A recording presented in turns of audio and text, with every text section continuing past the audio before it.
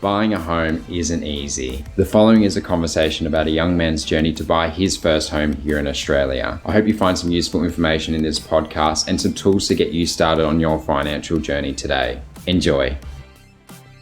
Alrighty, dude. Okay. Welcome to NormaliseExcellence. Thank you, Tom, so much for coming along today. I really appreciate it, man. Thanks. Yeah, thanks for having me. Really excited to learn some new things from you. I think you've done some impressive stuff recently. So thanks. Yeah. Obviously, saving money from not eating avocado on toast. Well, yeah. or just putting it on my credit card and paying that back off in time. Yeah. Okay. Very good. All right. We'll start some warm-up questions. Okay. I think you might have heard these before, but we'll go for it. Potentially. All right. I've got a few good answers, hopefully. Okay. Oh, I'm excited. All right. So it's quick fire, so don't think about it too much. Okay. Right. And what happens if I get one wrong? There is no wrong answers. All right. Unfortunately. All right. Alrighty. So what would you sing at karaoke? What would I sing at karaoke? September, Earth, Wind and Fire. Oh, it's a good one. Yeah. You can dance to that as well. Yeah. So, okay. I like that. What would you rather do? Mow the lawn, fold the clothes, or clean the house? I actually love folding clothes. It's quite therapeutic. Oof. When I get a load of washing, I'll clear out the coffee table and fold it all into thirds, Marie Kondo kind of thing. Wow. Okay. And you say to each piece that you love it every time. Oh, no, I don't go that far. Yeah, no worries. Okay, how many pairs of shoes do you own? Probably half a dozen. Yeah? Yeah. Okay. Or maybe a few more, All right. Yeah. Are you organised or chaotic? I like to be organised, but I'm kind of on the fence. I'm sometimes chaotic, sometimes organised. Okay. But always striving to be organised. Right. Excellent. Wake up early or late? Late. I knew the answer to this. Yeah, I mean, that's because I go to bed late. But yeah, I think bring in daylight savings for sure. Oh, really? Yeah. Wow. Okay. Have you been told you look like someone famous? Yeah, actually, so when I was growing up, apparently I looked like a bit like what's the kid from Home Alone? I can't remember his name. I'm thinking Matthew McConaughey, but that's not it. No, it's not. Macaulay Culkin. Yeah. Yeah, apparently I look like him. I think it's because my gummy smile. Oh, okay. And my bowl haircut. Right. Not Tom Cruise from Top Gun. With the No, moustache, actually, someone did say the other day that I looked a bit like Rooster, I think. Ooh. With the I see that. Actually, with some aviators. Yeah. So I'm auditioning for the next Top Gun movie. Love it. Yeah. Yeah, obviously, because we know you fly fast jets, obviously. Yeah. Alrighty, so what did you eat for breakfast this morning? Well, first breakfast I had a cup of tea and a kiwi fruit. Then I went out for breakfast with my partner and had a what do I have? Eggs Benedict with salmon. Beautiful. And a cappuccino. How good's that? Yeah. Typical Aussie cafe breakfast, I think. It's nice and aircon as well in this place. We went to another place last week and it was a bit hot, so we specifically went to a place that had air conditioning. Oh, okay. Yeah. Very good. That's our warm-up questions. Do you feel warm? Yeah, I'm sweating actually. Excellent.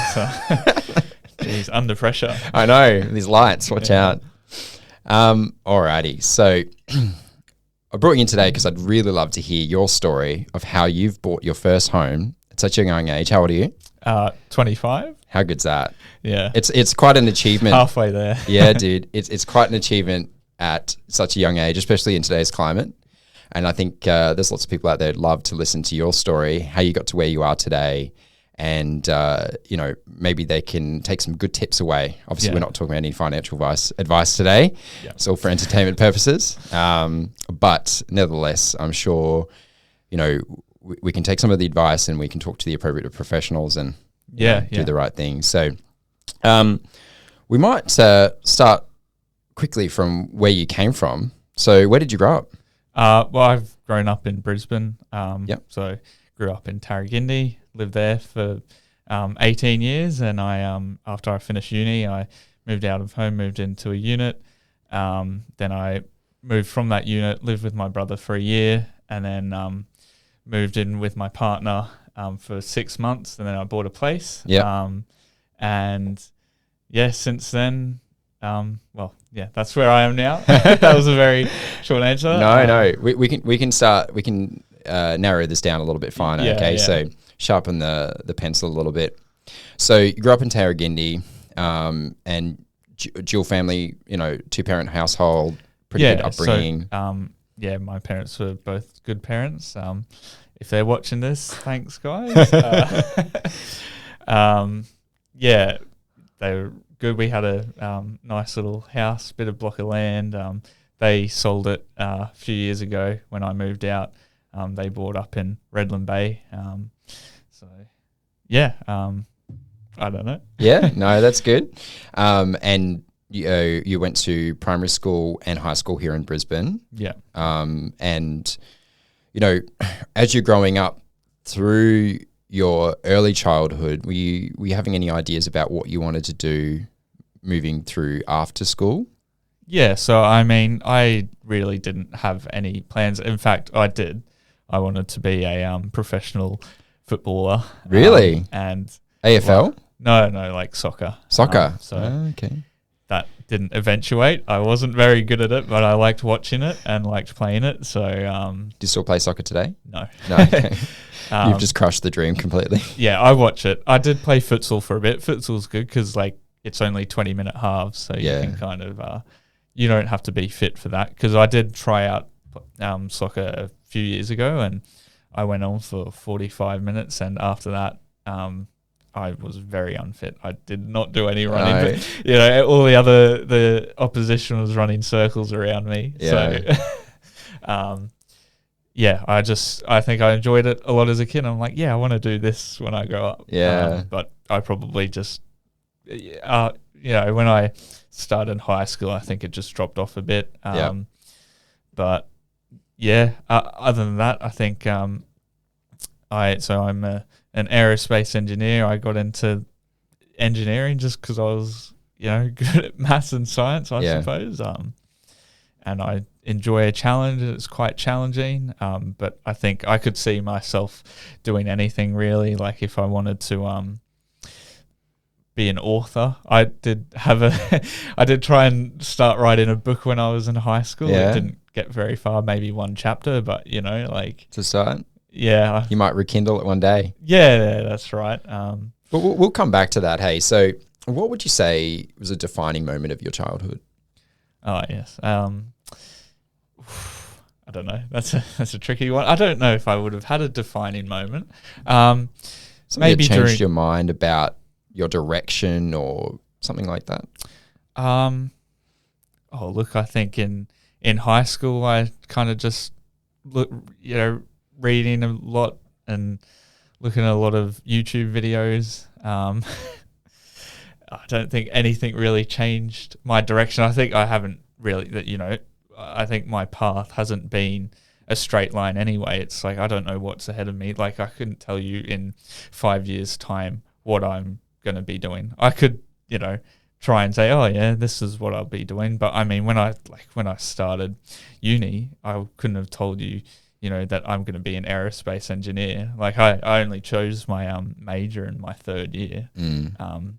And, prior to that, I probably wouldn't have even said that I'm going to be an engineer when I grow up. So, I don't know. I just kind of live every day as though it's my last, and I don't really think too much about the future. Like, obviously I do a little bit, but I'm not like putting any barriers on what I want to do. So I guess my defining moment, I don't know if I have a defining moment per se, but I guess, Well, it's an interesting comment you just made. Like, you live every day like it's your last. Yeah. Right? Yeah. Which is an interesting comment coming from someone who's actually quite well organized financially, right? Yeah. So you obviously have the ability to consider the future and where you want to be, right, in some way, shape or form. So,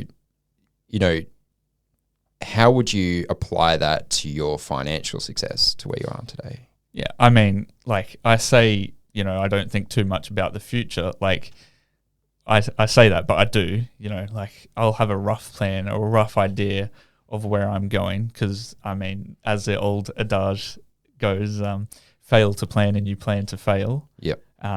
So I think it is important to plan, but not so much that if something goes wrong, then you're screwed. Because I think that's the key, right? Like if if I wanted to be, let's say CEO of a company in 2 years and I don't get there, but that's like my plan. Like it's all well and good having that plan, but if it doesn't go to plan, then I need another way to go, So I think, I guess in that maybe ties down, brings it back to like, okay, well, are you planning so that you will succeed, or are you planning to fail, right? I know you're saying if you don't plan at all, obviously you probably will plan to fail, right? Yeah. But maybe you could do a plan where you will likely fail anyway because you've made it unrealistic. Oh yeah, Yeah. That's So this doesn't constitute financial advice, but with finance and stuff, you do need to kind of budget and like look at where you're spending, and if you can't just hope to buy a house or something like that. You do need to set aside an amount for a deposit, and then figure out how much you spend on groceries. And if you don't do that, like, it's going to be a lot harder to get where you want to go. So like if you know where you want to go, you need to plan. Like otherwise you won't get there. Like, but if you don't know where you want to go, then well, I don't know. That probably didn't make too much sense, but no, it makes sense. I understand what you're saying. Yeah, okay. So during your early years, did you have someone that you could look up to in regards to giving you good financial advice or giving you good direction, good habits? Yeah, well, I think I probably owe that to my parents. They're both, so my mum's an accountant and my dad's a quantity surveyor, which is like a cost engineer essentially. And so I guess they've always been quite financially savvy. So that's where I've got it from. I'm quite stingy. And yeah, I guess it's all about living within your means. If you don't need to buy a fancy new car, then don't buy a fancy new car. It doesn't matter how much money you've got. It's like, unless you can throw away money at it, I guess, by all means. But I learned a lot from them about how to manage my money. Like I think before my parents got together, my dad was in a bit of debt. So like pretty much I think for the first few years he was paying off that debt when they were together, because my mum was like, well, you need to pay off the debt because you pay a lot of interest and you end up wasting a lot of money. So it's little things. Everything like that. costs more with a credit card, right? Yeah, if you don't pay it off. Yeah. So I've got a credit card, but I pay it off every week, and so I haven't paid any interest on that credit card, and it's actually a low fee one, so I don't pay for it either. It's essentially like Afterpay or step pay or whatever. But yeah, it's important to pay off your debts. Yep. So when did this good financial advice start flowing through to you as a young person? Did your parents sit you down and say, hey, let's start putting money away every week? Or did they, were they just, walking the walk and then you were following behind, right? Yeah. How did you get that transfer of knowledge initially? Well, I think it's almost like habits. Like we didn't eat out that much, so that's one thing, and I guess I got pocket money once a week. It would have been like 50 cents or something back in the day. I'm not sure how much kids are getting these days, but I guess because I didn't have that much money anyway, like they didn't just give me, I never asked for money from them, because they probably wouldn't have given it to me. They'd be like, oh, well, you don't, why do you need that? Like you need to have a reason. So I'd save up money. I'd save up money since grade 2 or wow. Yeah, so they instilled that in you very early. Yeah. So like saving money. So like I think there was a book series actually when I was growing up that I loved, and I would buy, like, they were like $10.50 or something from Big W, the Magic Tree House. Really? And I don't know what they're like very thin books. And I don't even know what they were really about. I think it's like some tree house that these kids go up and they transport somewhere. Right. But I think I like just collecting the books. Yeah. And then I ended up, so I would save up for like a few weeks, then buy that. And so, you know, I learned the value of like, you know, if I wanted something else, like something half the price, and I went and bought that, that means I wouldn't be able to go and then buy this book that I wanted. So yeah, I guess it's a long process. So it taught you the power of saving, and then obviously to achieve what you want, instead of going to debt first, get you what you want, and then paying for it later. Yeah, like I think a key. Well, I mean, I've got a mortgage now, so that's like the biggest debt you can have. But then that's a whole different thing. Yeah, which I think it's an asset, right? So yeah. So like I guess like over the last few years, I've probably started growing my own figuring out my own financial path in terms of like looking into what is best for me in terms of buying a property, or is buying property or buying shares better, and that's like kind of I guess going away from what my parents may have taught me, and so in that I think I don't know where that was going, what the point of that was, but so I guess maybe to summarize it, it's like, you had a good think about your financial direction earlier. So when did that start? Yeah, I don't know. I think, I guess I've always kind of had been saving for something. So I think a good example is just before COVID hit, I was saving to go overseas. Then COVID hit and I was like, oh, geez, all right. Not going overseas anytime soon. So I then decided to buy a car.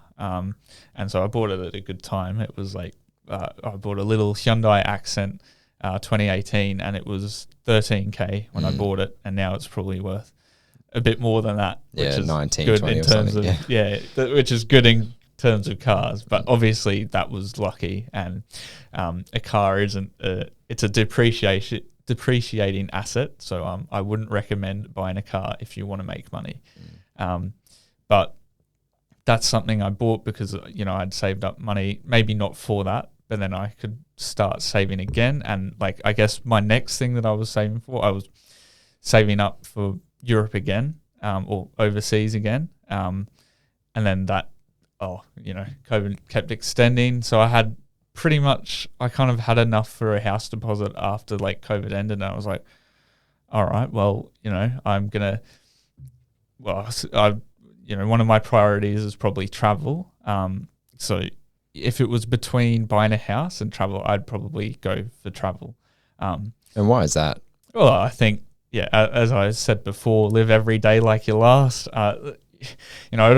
It's all well and good having a lot of money when you're 50 years old, but you've got to get there first. So, I'm younger now, so if I want to go and travel, I think I'm probably going to enjoy it more at my youthful age, before, my knees start hurting, and they already are starting to hurt a bit. I think I must have some shin splints or something, because the other day it was a bit difficult to walk. But right, before all those aches and pains come along, I want to travel as much as possible before kids and stuff, because that's another barrier. So I guess and a financial barrier as well, I guess, right? Yeah. Well, I was talking to someone the other day, and they've just bought their first place, but they're a bit older than me. I think they're maybe 10 to 15 years older, and they were talking about how they struggled to buy a place because, they've got 2 kids to feed. So, I think that plays a part. So if you're wanting to buy a house for your family or anything like that in the future, and that's a priority for you, it's all about your priority and your lifestyle. Because for me, my priority is travel, and I happen to buy a house, which is great, because that's a really good investment. I won't delve too much into that, but essentially you buy a property and that you've got that leverage. You might be paying $300,000 of interest over 30 years or whatever, you can pay that down less as well. Let's say for a $500,000 property, but you're investing $500,000 into the property market, which in Australia is like 6% per annum on average. So, that asset or investment is growing 6%. Whereas if you had a $50,000 deposit and you put that into shares, they grow a bit more on average, but it's only $50,000. So if you can invest into it, it will make sense. Like if one of your priorities is that you do want a family and you want a nice house, then getting into the property market earlier is better. I mean, generally it is, but if it's at the cost of you going overseas to travel, then that's something to really consider, I think. Yeah. And do you think, you say, well, I'm living every day like it's my last, but what else do you get out of travel? Are you saying it grows you as a person, stuff like this? Like what's other things that you take out of that? Well, I don't know if it's really for growth so much as it is for enjoyment. I guess I like experiencing different cultures. So I was in Europe earlier this year and I went to England, and some of the, like, growing up here in Australia, the oldest monument the oldest imperial monument you might see is like 100 years old, but obviously there's a deeper culture that was here before the white people colonized Australia. No, that's fine. I guess the difference being in that over in Europe, it's very much like that's been recorded, over a long period of time, and you've got buildings and stuff like this. My house now is built in 2003. Yeah. Whereas I stayed with my uncle in England, and it was built in like the 1500s or something. Would have been cheap back then. Oh yeah. Well, good investment. Yeah. It's just crazy to think about. And, I enjoy seeing stuff like that. And it's new as well, I suppose. Like, I've lived in Australia. I've seen a lot of things. I went on a road trip all throughout Queensland and stuff. And I'm sure a lot of people would have gone on holidays growing up in Australia. If you grew up here, if you're watching this internationally, you probably would love to come to Australia. It is good, I think. Like, I've got a few relatives who've come over here and, loved it. I guess the only catch is that it's expensive to come over here and it's a long time to get here as well. But, well, I think that so also another really impressive thing that you've managed to do is that you've bought a house, but you've also kept traveling. You haven't sacrificed that thing that you value the most, right? Like, obviously, when you are saving for a big purchase like that, you might say, well, I'm not going to eat avocado on toast every week or buy my daily coffee or things like this, whatever you love, right? But you haven't sacrificed your ability to travel and you've still been able to buy a place, right? With that's pretty impressive thing to do. Yeah, I think it's about being smart with your money, I guess. So that's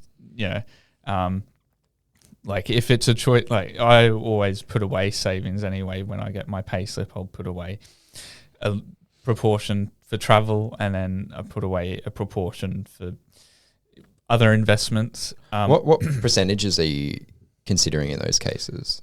So at the moment, I've done my budget. Like, I used to do it roughly, I think it's a 50-30-20, where it's like 50% for necessities, 30% for spending, and then 20% to savings. I think definitely you should be trying, like, at the bare minimum, 20% would be like what you can put away to savings, if not 20. So when I was living with my brother, I wasn't paying any rent, which was quite fortunate because that helped me save twice as fast. So maybe it would have taken me another 6 months or something before I bought my first place. But like, I put away 50% then. Like, and I said this before about living within your means. It's all about living within your means. Like, if you don't put as much money towards savings because you've got a extravagant lifestyle, then you can't expect to buy a home. Like I don't go out buy new clothes every week. I think I got this shirt like last year as a gift, and like these shoes I'm wearing, they're 18 months old at the very least. So it is about like if you enjoy spending money, then that's fine. But I think the takeaway is you can't enjoy spending money, enjoy travel, and buy a house all at the same time. Something has to, you have to like, you've got to figure out what works for you and go from there. I think a lot of young Australians don't, and probably young people across the world don't think about how valuable it is to stay at home a little bit longer to save. And doing something obviously good with that money, i.e. saving 50% of it at least, right? Because when you do move into your first place, whether you're renting, right, or sharing with other people, it does take a significant amount out of what you're able to, do in regards to your savings. So I think like you did the smart thing, right? You said, well, I've got an opportunity to not have to pay rent for a little bit longer. And not everyone has that opportunity. Like not everyone has a stable family or comes from a different background or stuff like that. So respect it is different for everyone involved. But, if you can reduce your base amount of money that you have to spend to live, your necessity, then it becomes a lot easier. Oh, absolutely. Yeah. So, I mean, I've figured out how much money I spend on average now, and then the rest of that.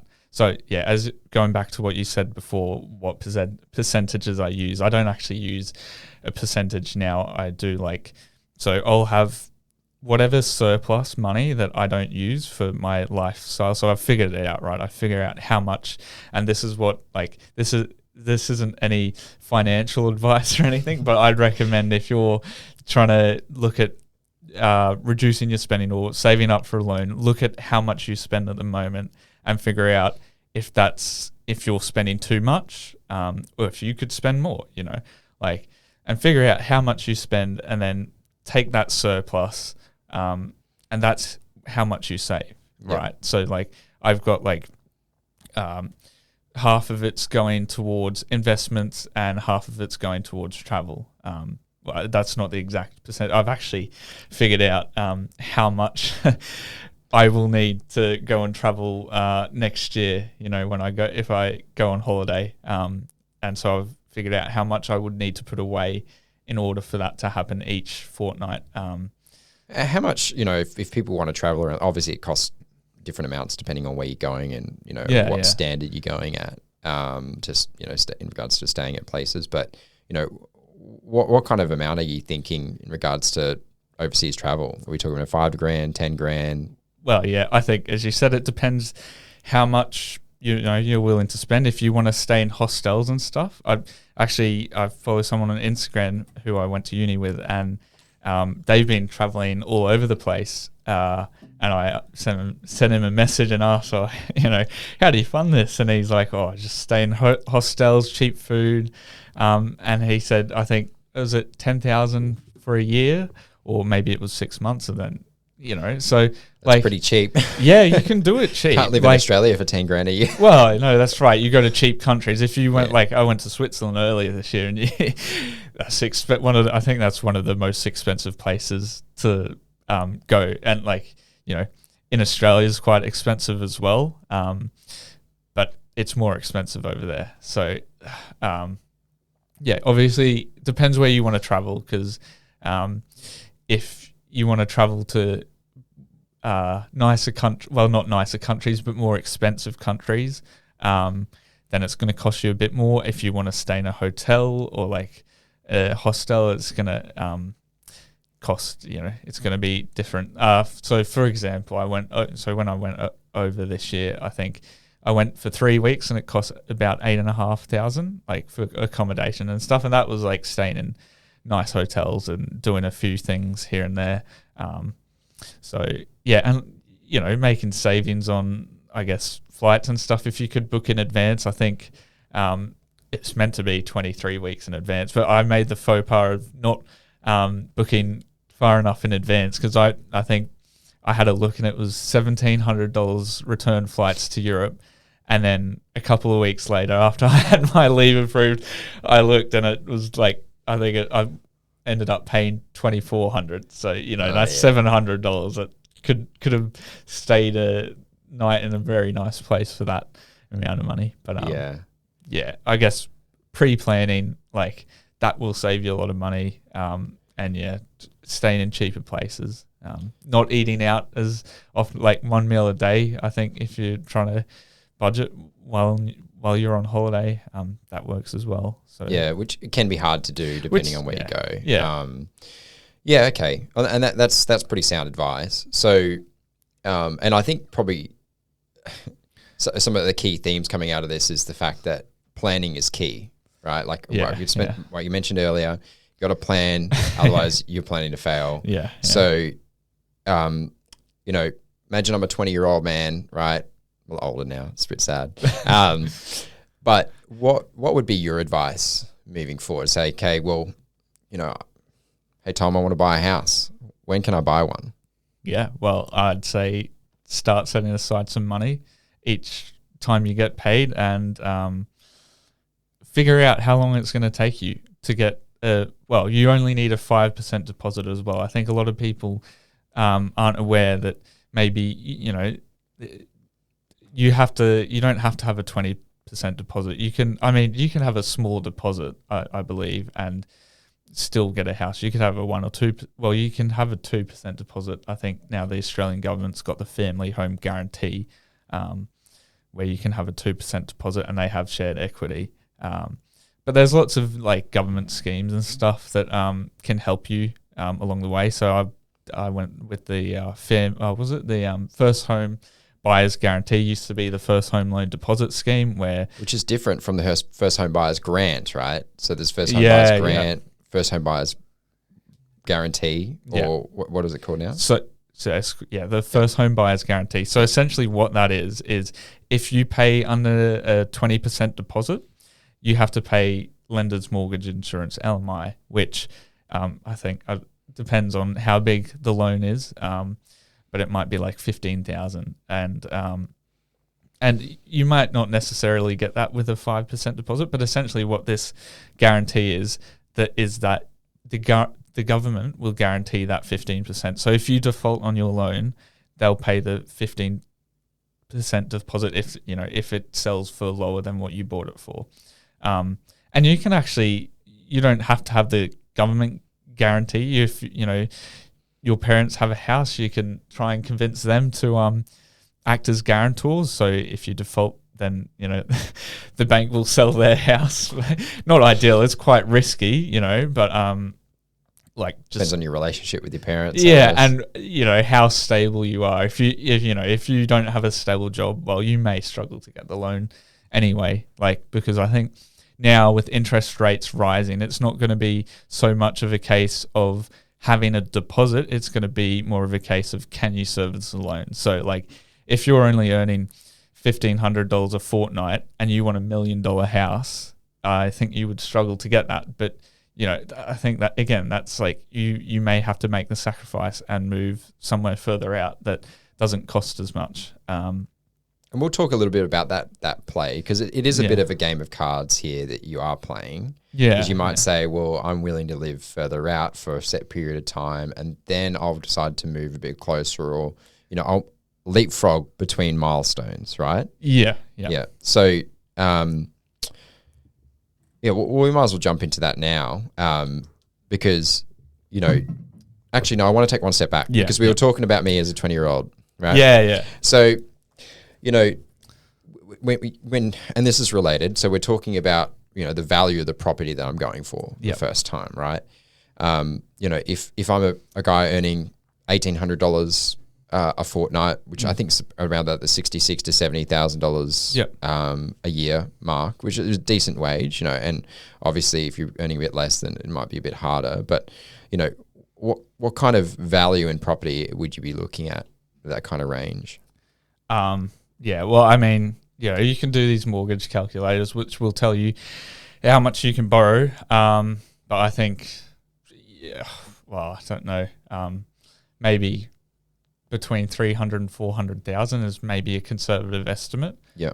Which, like in Brisbane, the property market has gone up a fair bit. Nothing like Sydney and Melbourne, but you'd probably be looking at around at least 30Ks from the city.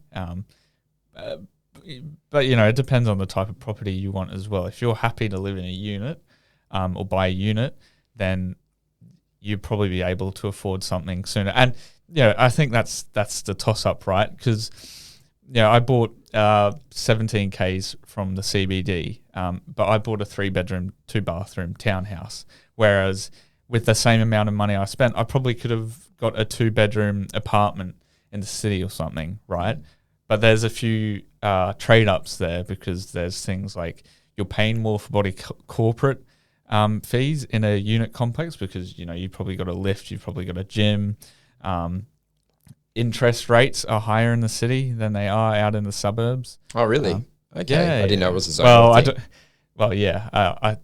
I'm not quite sure Yep. how much. Not off the top of my head. I mean, you might have a cheap body corporate. Who knows?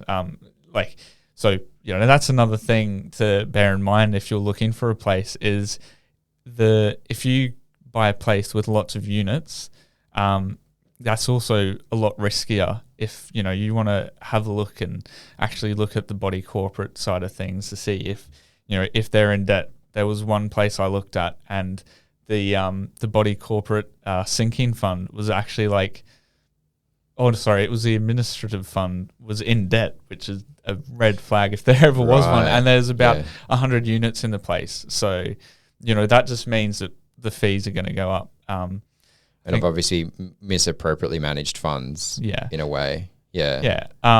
But anyway, I think it's getting a bit off track, but I guess, it just depends where you want to live, and whether you want a 2-bedroom place, 3-bedroom place. Like if you want to buy a house, best of luck.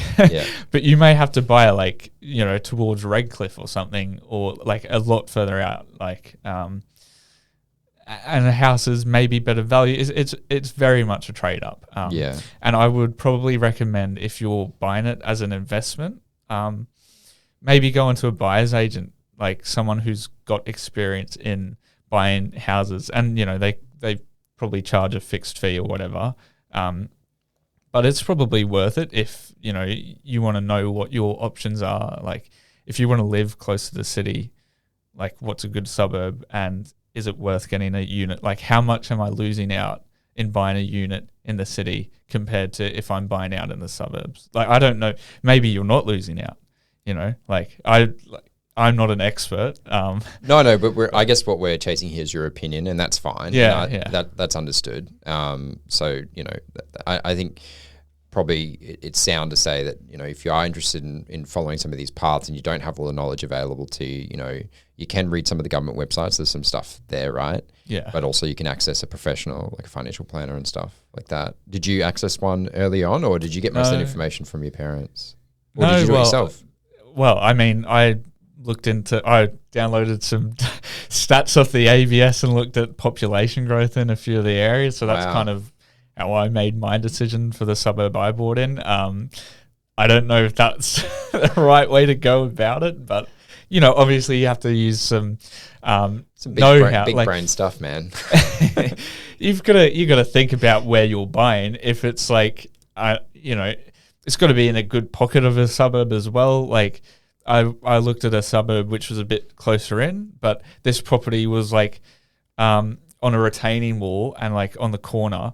So it's about 3 meters between it and the ground. And, if the land moves a bit or something, you may have issues there with I don't know, the fence falling down, the house falling down. And it was right off the M1 or the motorway as well. So it was quite noisy.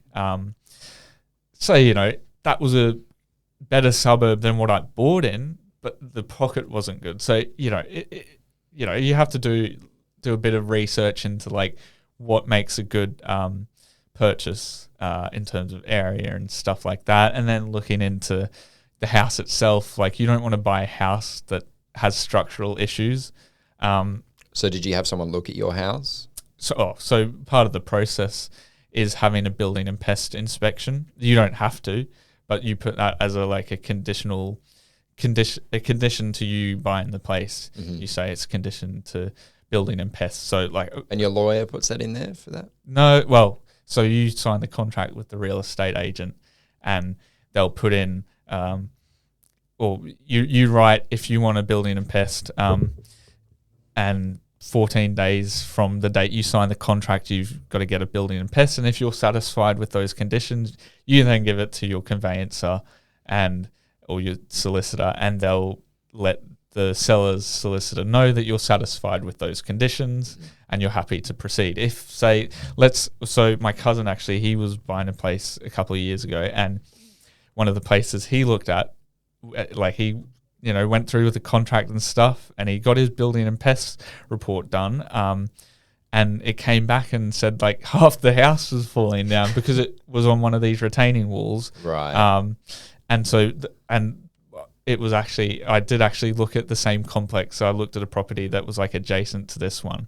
But on the other side of the property, so it's another townhouse complex, it's just vacant land. So, I don't know, maybe the soil's soft there or something, but essentially he would have had issues with structural stuff there, and so he pulled out of the contract, which isn't ideal because you pay for the building and pest inspectors to come and have a look. So he paid that twice when he finally got his other property, or his. What does that normally cost? Do you know? So mine costs $505. I think he can get maybe a bit cheaper, but it's pretty cheap in comparison to what it cost you. It is worth doing. The guys I had, there are actually two. There's one does the building and one does the pest. So I get two reports as well. And they're quite knowledgeable. They've been in the business. I think one of them used to be a builder, and it's important. I would recommend going along as well to your building and pest report, or building and pest inspection, because they can tell you if something's wrong, or they can say, you probably don't need to get this sorted out, because you get a 50-page report, and right. So it's good to be there, and they can or at least jump on the phone with them afterwards. How long does it take? Well, it probably took about almost 90 minutes. I think it depends on the size of the property and how much is wrong with it, so because I think it could take up to 2 hours, if you've got a big property, or if you've got a small property and there's lots of issues. If you're in a unit complex, it probably might not be a big issue, because I think those are probably generally pretty safe in terms of pet building and pest, just on being the nature of a unit complex. I'm talking about a one in the city that's new. If you've got an older one, there might be a few more issues, but I think it's well worth doing and going through it with them. So this place I'm buying had a few issues with the water, and it's actually quite common in townhouses that the plumbing can have a little leak, because most of them are 2-story. So you've got the bedrooms on top, and then you've got the living area on the bottom. And the place I'm renting at the moment is the same setup, and it's had issues with water leaking because some of the fixtures might be loose or something. So it's worth getting. They check that out, and there was a little leak where the bathtub was, and it was a small leak. They had this fancy infrared scanner that they shone through all the walls, and that picks up if there's any bugs crawling around as well. Yeah. But essentially, they saw that there was some moisture there, so I let the real estate agent know, and the seller went and got a plumber out, which was quite fortunate, because they wouldn't necessarily have to do that. You could come back and say, I'm not satisfied with the condition of the building. You could negotiate a reduction in price, or you could negotiate them to fix the problem. But they could say no and then go on to sell it. Yeah, but who's someone who doesn't get an inspection? Yeah, exactly. Right. Because they're not obliged to tell people, are they? Or No. They're only obliged, I think, for a few things, like if the land's contaminated, or if they've been notified of something that impedes the quality of living, I guess. So something like the water leak, they're not, they don't need to disclose that because, I mean, so the report that I get is only actually intended for my use. So they wouldn't have to say anything because, it's my report. Yeah, okay. But, it'd be, ethically a bit challenging, if I was a seller of a place and then you'd had a building inspection done and then I was told that, there was significant problems with the property, and then I went on and sold it to someone else who didn't get one, for example, or maybe even a building inspector who just did an average job in general, right? Yeah. So, interesting, really interesting. Well, it happens though, because there was this one property I looked at and it smelt in there. I was like, oh, that's a bit sus, Yeah. And went up and had a look at the bedrooms, and underneath the aircon unit, there was like a patch of water. And I was like, oh, yeah, it's probably the water dripping down from the aircon, but it wasn't. It was cat urine. Oh. So, and they said on the advertisement for this place, no, buy unconditional, no building and pests and none of that. So you had to put in an unconditional offer. So obviously they didn't want people looking and being like, oh, looking shit, too actually, closely, yeah. Someone might think, oh yeah, that'll go away, or so they're trying to catch people out with that. So it is something to be aware of. Red flag for sure. Oh yeah. I mean, they would have to get the carpets replaced because and I think there was a few other patches we saw. But it's cat pee is hard to get rid of. So yeah. I want to pull on the thread a little bit about hopping around. So we talked a little bit earlier about how you're going to buy this. You're buying this property, but you're thinking about using it as an investment vehicle for a year or whatever. Yeah, and then potentially renting it out, moving on to your next property. Yeah.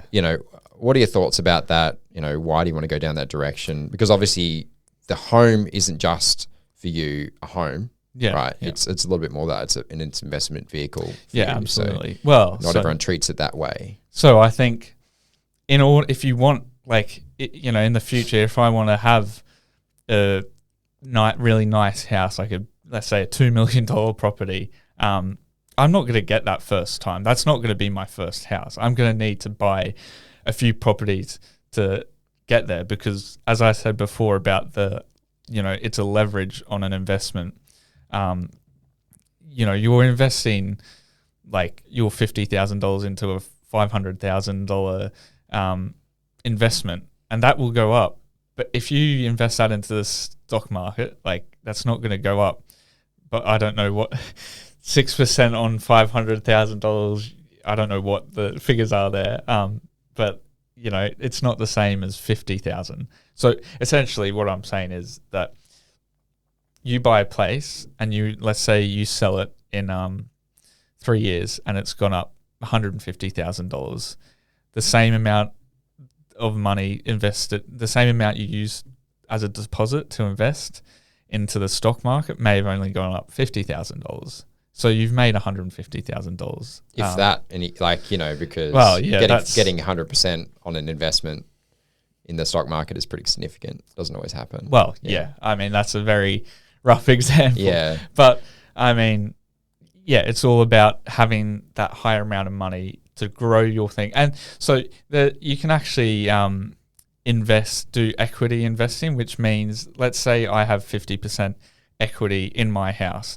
I can use that equity to get another loan. So I don't actually have to put down any money again. Mm-hmm. I can use my equity I've got in my current house to get another loan on a more expensive house. Then I've got two properties, let's say it's another $500,000 property. And now I've got $1 million worth of property growing at 6% per annum.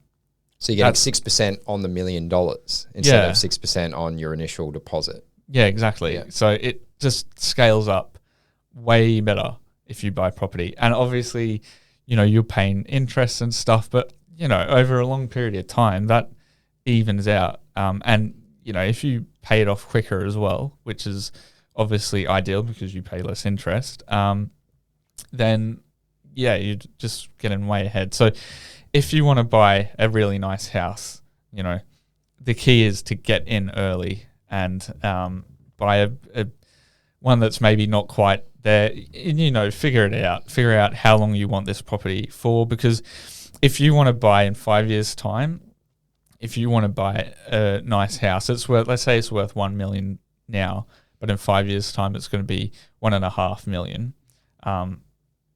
You just have to figure out, can you make that much of money? Can you save enough money for that deposit? And then compare that to if you bought a place and then sold it. Like, let's say you buy a $500,000 place and it goes up 200,000. But you're not paying it off as fast as you may have hoped, and you don't have that much equity in the property. It may not be worth it. So you need to have equity in the property, but at the same time, you can always decide to rent out somewhere. If the market drops and it turns out renting a place is cheaper than paying off a mortgage, you can just rent a place and rent out where you were living, and wait till the market drops again, and then go in and buy a place. So would you always suggest to buy a property? Say you bought a property, you wanted to do these jumps, right? Would you go live in each of those properties to maximize the reduction on stamp duties that you pay? Oh, so tax with stamp duty in Queensland, and it may change in like a couple of years' time, who knows? But if you live in your property for the first 12 months, so you buy it as a home, then you won't pay any stamp duty up to 500,000. So you can't buy like $1 million property; you'll still have to pay stamp duty. So I guess, like, if I buy another property, I'm going to be paying stamp duty. So that does work. If you're buying a property at that price point, it's it doesn't like, if you can afford a higher property, it probably depends by how much. Like, if you're buying like $600,000 property, maybe it's worth seeing if you can get somewhere that's a little cheaper, $550, so you can get the concession on the stamp duty. But if you're buying if you can afford to buy an $800,000 property, like, you may be in that boat if you and a partner are buying a property, or you and a friend, then you probably won't be as concerned about stamp duty, because you're then buying an $800,000 property. So compared to a $500,000 property, that's another $300,000 you're investing into the property market. So, you kind of need to run the numbers, I suppose. I'm thinking about that now. I'm not exactly sure what my next step will be in terms of, do I buy another property, or do I? Yeah, I'm not sure.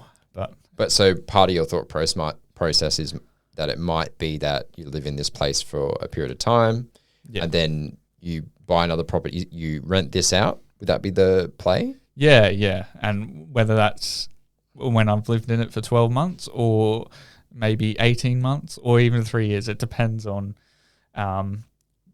whether my partner buys a property and we move in there and then I can rent it out, or whether we decide to go in together and buy a bigger property.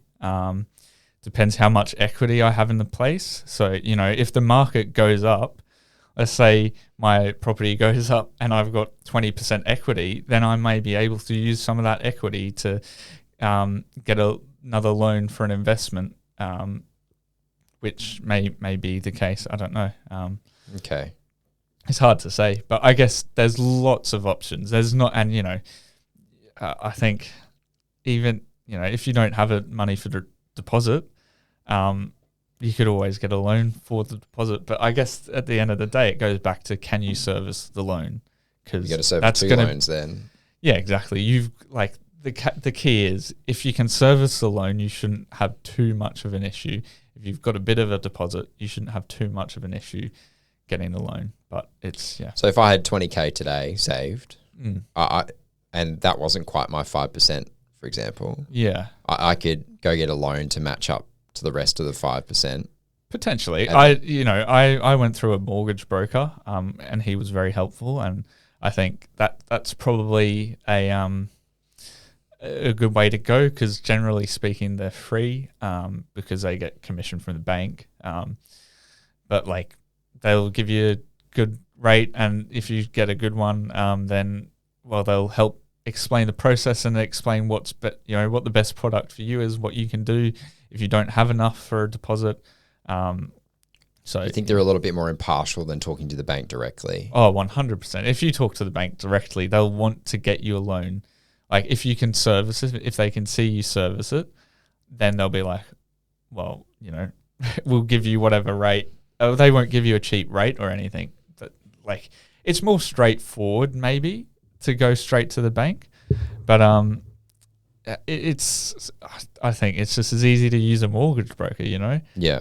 If you've got multiple properties, you probably do want to be mindful in which mortgage broker you choose, because some may be better than others. And I know might have better relationships with various banks. Do you think that matters? To an extent. I mean, I've only met with one mortgage broker, but I know that I think my parents used one, and they have an investment property, and when they moved from Tarragindi to Redland Bay, and they had a bit of it wasn't really super straightforward with their mortgage broker, and they probably, I don't know if they'd go with that mortgage broker again. I'm not really sure what the issues were, but I think it's kind of, as your loans get more complex, you want to get better advice. So it may well be worth paying for a mortgage broker if that's what you need to do. But if you're a first home buyer, then I think generally speaking, you can find a good mortgage broker, and they'll help you out a lot. They'll tell you, how it is. They're not, you talk to the bank, and the bank does have an agenda, and of course a mortgage broker has an agenda as well. But they're based on commission for the. Yeah, but they're going to get commission from whatever bank that they recommend to you to. So they want you. If I think you can tell as well. Right. Well, I don't know. Maybe it's worth shopping around for mortgage brokers when you do, but yeah. Well, we can drop a link to the one I use. It's affiliate link. Yeah. No. I use Wayne Kennedy.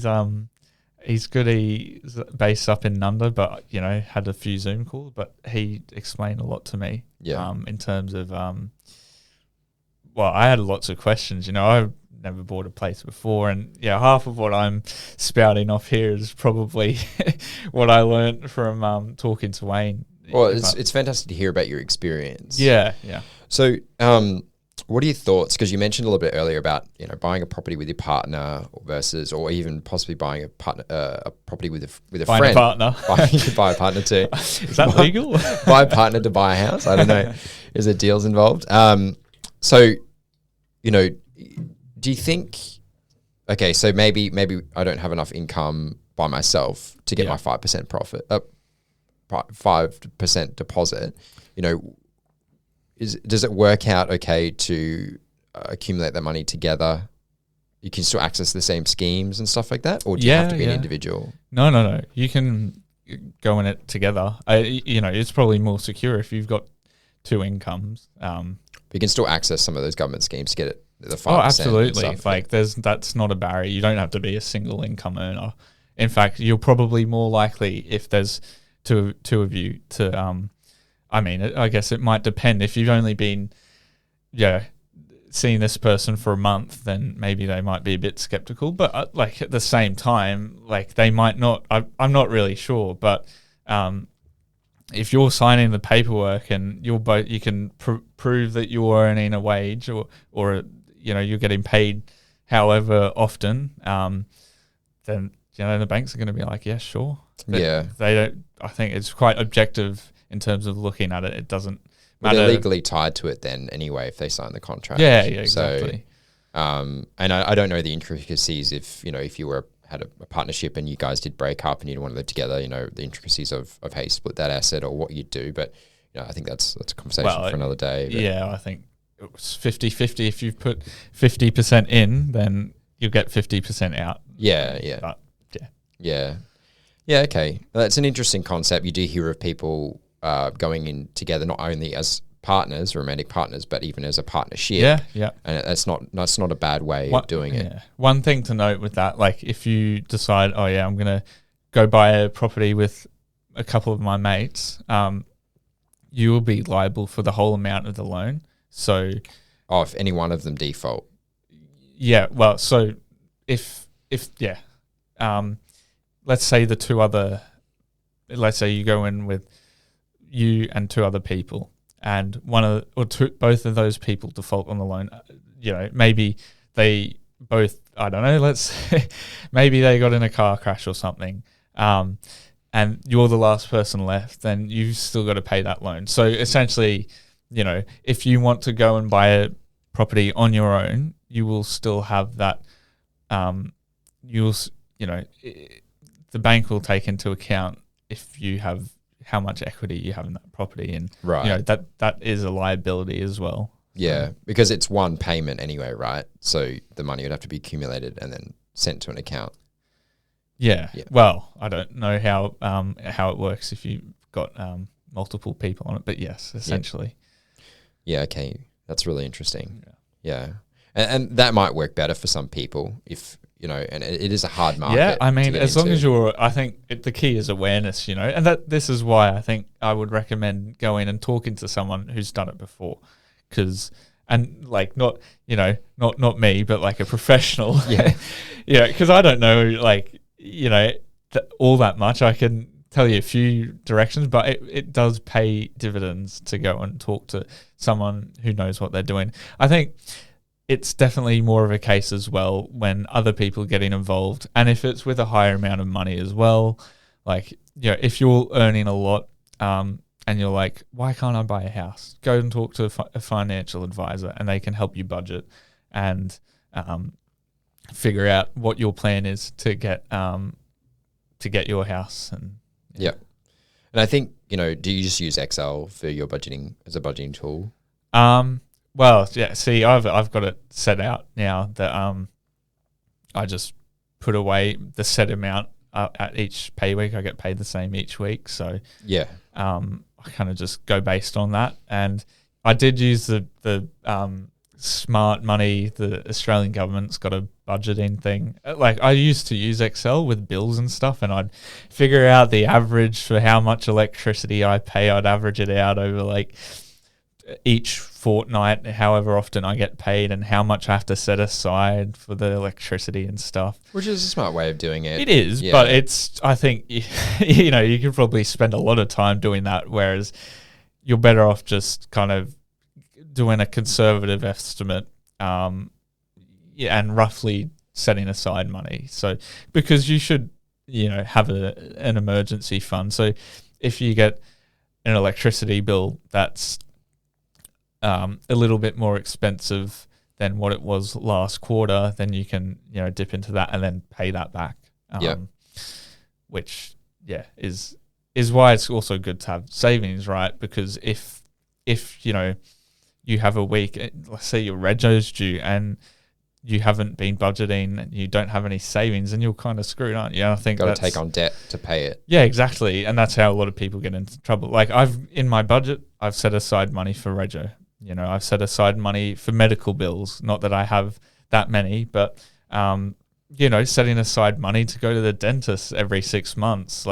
So that doesn't creep up on you. It's important to think about these things, figure out how much per week that you would spend on it, and then put that aside, and just, don't spend too much money as well. Like, I think if you do have a tendency to spend money, it might be worth doing a spreadsheet and saying, even having a separate bank account, for spending. Like, I think there's a bit of a hesitancy to open bank accounts, but most of them all the ones I have are free, Is that with ING? Oh, I've got multiple. I've got ones with ING, Ubank, Combank, and Westpac. My loans through NAB. So now that's 5 bank accounts. Is that all of them? But it's free to open, and so I'll run you through a little timeline of how I opened all of those. Like, CommBank was with the good old Youth Saver account, the Dolomites. And so I was with them pretty much all the way through high school. And then when I got out of high school, I started kind of looking at different accounts and stuff. And then I got the ING Orange Every Day. I think I've never read it, but the Barefoot Investor recommends that one. Yeah. And that was good because I love that book. It's a great book. Yeah. Going overseas is good with that because if you make 5 transactions and deposit $1,000 each month, then you get no charges on international transaction fees and no ATM withdrawal fees, which was really good because I did go over to Europe a year or so later after I opened that, and they had a good interest rate as well.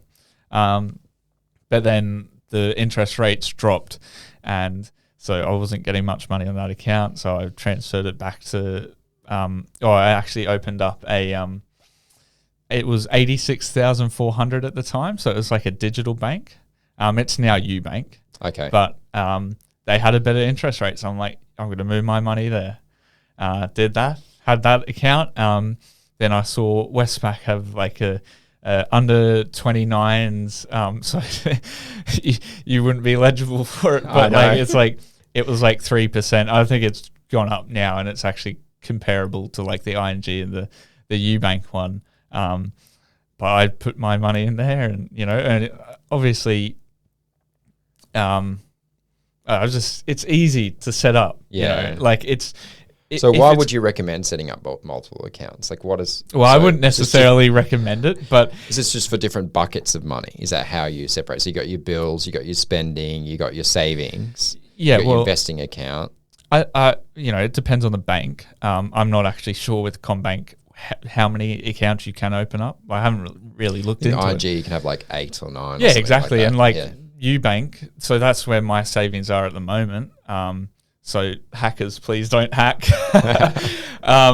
You can have multiple savings accounts, so I've got one for travel and one for investments. So, if it's going to help you budget, have one for entertainment and groceries and stuff like that. So make use of those. They exist now. Maybe 10 years ago they didn't, but it's worth using those features because, if you need to divide your money up into what you spend and what you need for utilities, then do it. Yeah. No, I think that's really smart. So, it's great to have a plan. I especially for myself, I've read The Barefoot Investor and all that kind of stuff, right? And I still don't have a home. Yeah. So I still rent, but I pour a lot of my thesis for a lot of my funds, and what I'm planning for the future is going right into investing anyway. So all of my basically have my savings and then the rest goes into investment. So that's basically how I split it up. I don't have like a savings account for a house per se. Yeah. That's not what that money's for, but I just group it all together. So that's my plan. Everyone's going to have a different plan, right? Yeah. But how do you force yourself to do it? Because you can say, well, this is a good idea. This is what I should do. But how do you stick to it? How do you stay focused on that goal? Well, I think it's just a matter of it becoming a habit and holding yourself accountable.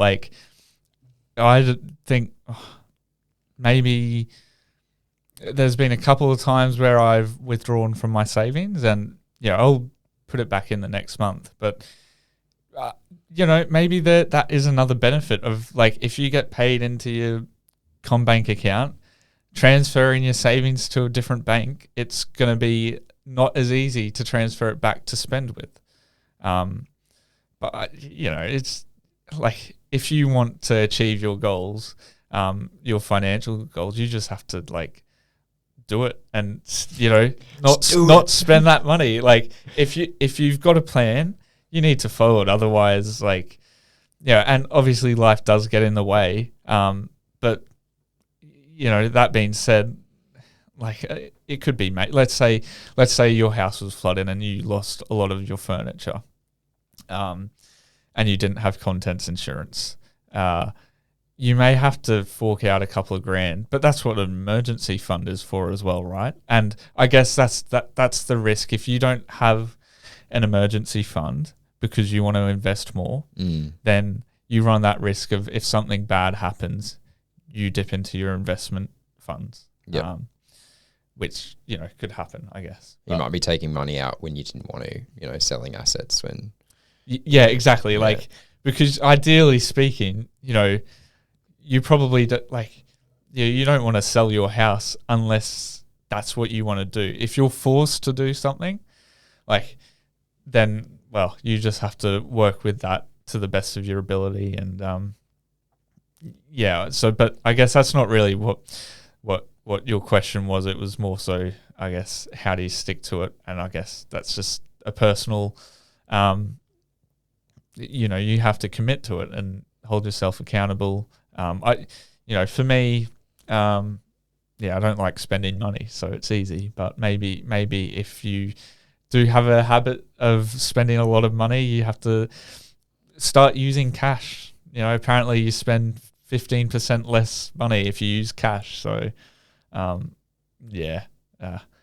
getting an accountability partner, I've heard that. If you have someone who hold you accountable for how much money you're spending, that can work.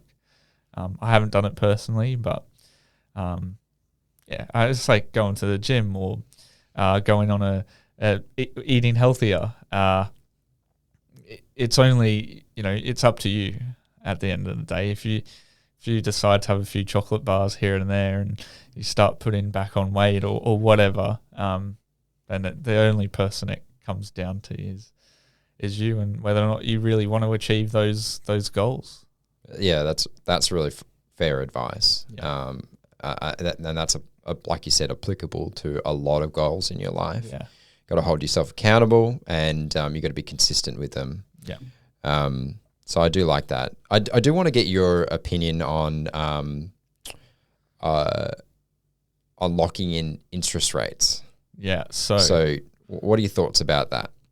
Given the current market, I think that's a trap because you lock in an interest rate, you're paying that for the next 2 years. So, the banks are talking about 6 months ago that, this 2023, the market's going to drop by 20% across Australia. And that's, now that's gone down to I think they're saying 6%, or some people are saying that, it's going to stop dropping by the end of the year. So, I think it's important to not take everything you hear as gospel. And I don't know, what was the question again?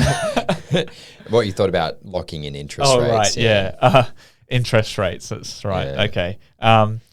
So over a long period of time, a variable interest rate will be cheaper than having a fixed interest rate. That's as simple as it gets. I guess if you try and beat the market, if you locked in an interest rate 2 years ago for 2.5%, you're cheering. But if you locked it in now, when the interest rates are as high as they are, it's likely that the interest rate will peak maybe next year, let's say. That's probably a quite realistic expectation, and it'll slowly start to drop over the next few years. But if you've locked in a 5-year fixed interest rate at 6%, and let's say the interest rate is at 8%, 8.5% next year, and then the following year it drops to 7.5%. Then the year after that, it's down to 5%, and it goes down to 3% in the last 2 years. You're still paying 6% while other people are paying 3%, and so it's risky because the longer term of fixed interest you get, the higher interest you pay anyway. So it's definitely a way that banks make a little bit more money. Yeah. So if it's your first home, you might find it easier to use a fixed interest rate because it's easier in terms of budgeting because you pay the same amount each month or fortnight. But yeah, if you want to make the most money, it's probably better, or pay the least interest. It's probably better that you go variable. Right. And that's another thing actually in paying interest. If you are thinking about getting a loan, or paying off a mortgage, pay it off in bi-weekly installments instead of monthly installments, because you can actually pay down the loan a lot faster by doing that as well. Reduces the interest paid. Yeah, well, yeah, because you're paying, instead of 24 times a year, you're paying 26, so you pay it down faster, right? Right. And you know that you can with variable interest rates, you can actually make voluntary repayments as well. You may be able to do that on a certain fixed interest rate plan, but not necessarily. So it's a lot more flexible, I think. So. Right. And so is the recommendation really to you get your first home, right? My first home that I bought, am I trying to pay down that principal as fast as I can? Or am I looking to save a little bit more for a deposit for another place, or put that money into investing? You know, like what should I do with that extra cash? You know, I'm paying, obviously, like if you're renting before, you might be paying $2,000 a month for rent, right? Yeah. Now that base cost in your life is now directly into your mortgage, which you're paying down anyway. So you could potentially put more of you know, if you have the savings that you've been putting away for the house that you've been trying to save for that you now have, you could put that directly into the house to pay it off faster, pay less interest, or you could take that money and put it in the stock market, or I guess maybe you could use that to buy another house. But you talked a little bit earlier about how even if you pay off the house, you can use that equity to buy a new house. Yeah, right? So it's an interesting one, and I think it's very much you need to figure out what you're investing in, how much your loan is, and yeah, there's a lot to think about there, a lot to unpack. But for me, so you can get an offset account or redraw account when you get a mortgage. So I've got an offset account. So that just means that, let's say I've got $100,000 in savings. I don't. I wish. What's the lotto today? But you know, if you've got $100,000 on a $500,000 loan, and you've got the $100,000, which is essentially like a savings account, except it's not a savings account, but it is, because it's saving you money on interest, because what it does is you actually only pay interest on $400,000 of the loan. So the rest of that is paying down the principal amount. So I would still probably, I would recommend a bit of both, you know, like I'd say invest a little bit somewhere else, you know, and then pay, or just keep the money in the offset account, really, because then you're not, you know, you're paying down the loan, with as little interest. If you can get enough equity, like if you figure out, if you've got enough money to make a balloon repayment for your mortgage, to have enough equity to then go and get another loan, then that would make sense to do that. But if you know, you're still, let's say you're still like, you could make another 5% deposit to pay down the loan, but that's not going to get you anywhere, then just keep the money in your offset and invest it somewhere else that's going to make more money. So it's really just like figuring out, you know, before you want to pay off anything, you want to make sure that it's actually going to work out for you. And that's the beauty of having something like a offset account, is that like you don't actually have to pay off the loan, but you won't get interest on if theoretically what you would have paid off. So. Okay, right. And so for yourself, are you thinking that's the direction you want to go, or will you take a portion of that extra money that you would have normally been saving to put it in investments? Yeah, I don't know. I'm still kind of figuring that out, whether I want to and I probably would invest in a few more things, maybe the stock market, you know, just if it's low, I'll put it, you know, buy a few stocks. Yeah, I think that's the key. Like, if you've got money sitting there, like, don't just go and spend it, like, or don't just go and invest it. Invest it at the right time. Like, if the market's down and you've got $10,000 sitting there, go and buy stocks. But if you've got that money sitting there, and the market's at a high, just keep it in your offset account, you know. but yeah, the best thing to do would be run the numbers. Yeah. And like write down how much am I going to make if I invested into the stock market or into a specific stock, and versus how much am I going to save in interest?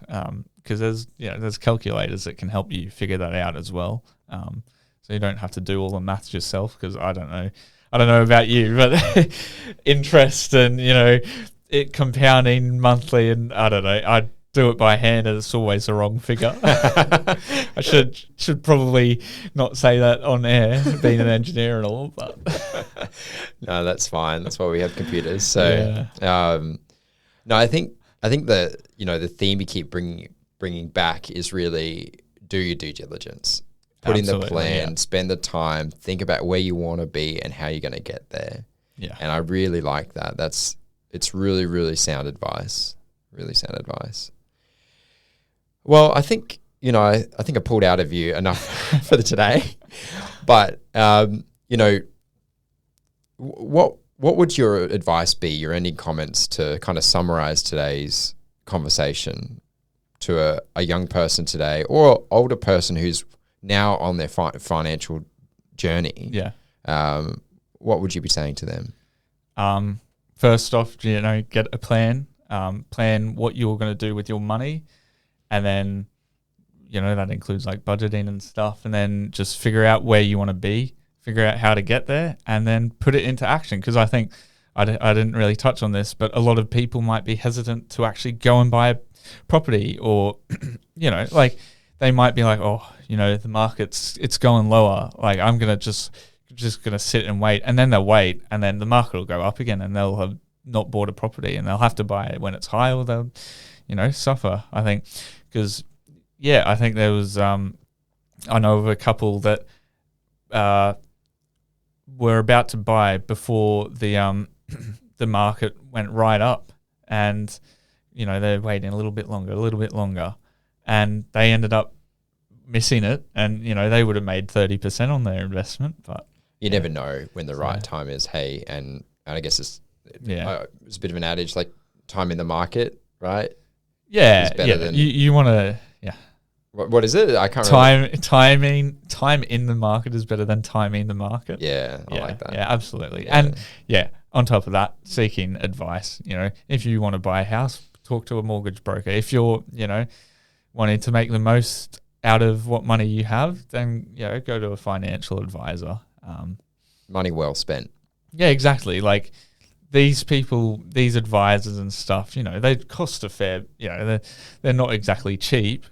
But that's because it's their job. They do it. Like a buyer's agent, like I'd probably recommend going with one who's got a bit of experience. If they're just new, I don't know. I haven't really looked into it that much. Could be my side gig next week. You never know. Yeah, exactly. Like you want someone with experience who can tell you, well, the market's acted like this for the last 10 years. This is probably where it's going to head, and I'd buy in this suburb. So just seeking advice if you can. But generally speaking, I think if you buy a property, you're pretty safe because there's that leverage on that big investment. So very good, and it's nice not having to pay someone else's mortgage. Let's put it that way. Well, that's true. It does hurt every day. Well, thank you very much, Tom, for your time today. I really appreciate you coming along, and I really hope our listeners at home have gathered some good information from today as well. So. Thank you. No worries. Signing off, hey? Yeah, thanks for having me. No worries.